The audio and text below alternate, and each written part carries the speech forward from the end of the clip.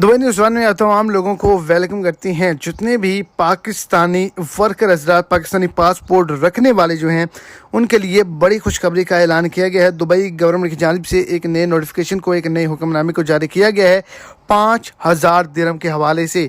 तो वीडियो की तफसीलात को जानने के लिए वीडियो को एंड तक लाजमी तौर पर देखें ताकि आपको तमाम डिटेल के अच्छे से समझ आ सके।